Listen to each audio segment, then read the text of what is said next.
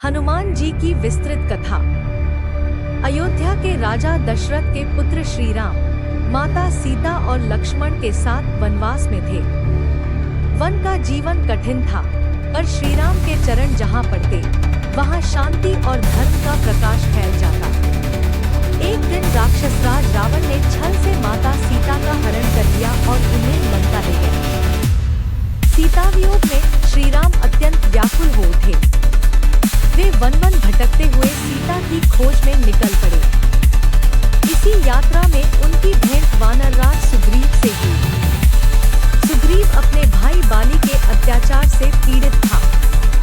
श्री राम ने सुग्रीव की सहायता का वचन दिया और बाली का वध कर सुग्रीव को किष्किंधा का राजा बनाया। किष्किंधा में वानरों की विशाल सेना थी और यहीं श्री राम की भेंट एक ऐसे वानर से हुई जिसने आगे चलकर भक्ति, बल, बुद्धि और विनय का अनुपम उदाहरण प्रस्तुत किया।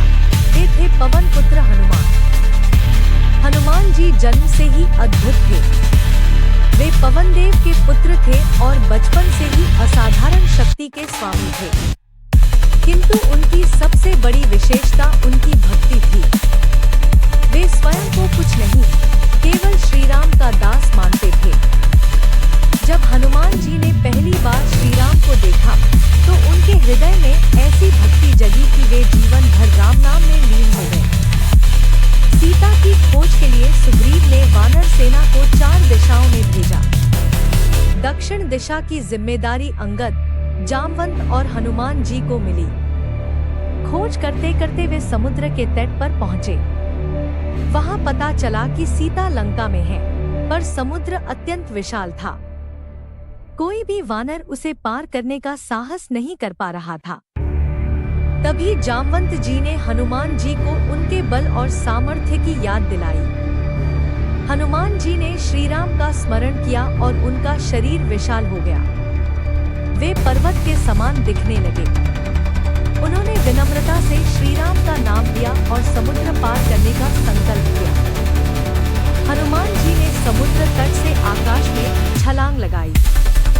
उनके मार्ग में अनेक बाधाएं आईं। मैनाक पर्वत ने विश्राम के लिए उन्हें आमंत्रित किया, पर हनुमान जी ने विनम्रता से मना कर दिया। सुरसा ने उनका मार्ग रोका। हनुमान जी ने बुद्धि से उसे प्रसन्न किया।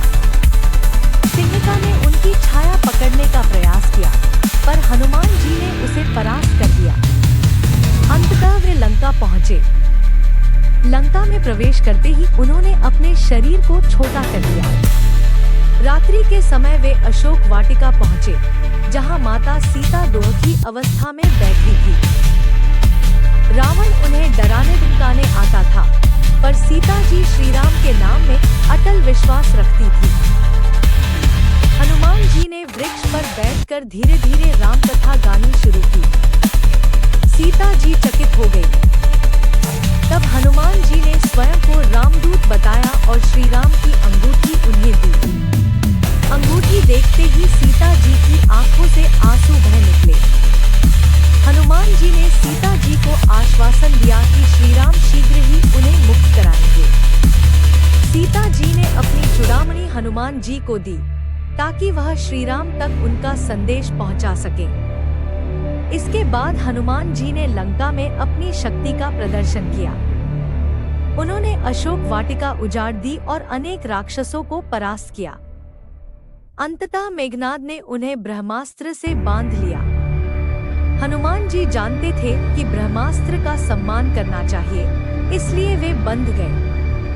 रावण के दरबार में पहुंचकर हनुमान जी ने निर्भीक होकर श्री राम की महिमा का वर्णन किया और रावण को समझाया कि वह सीता को लौटा दे।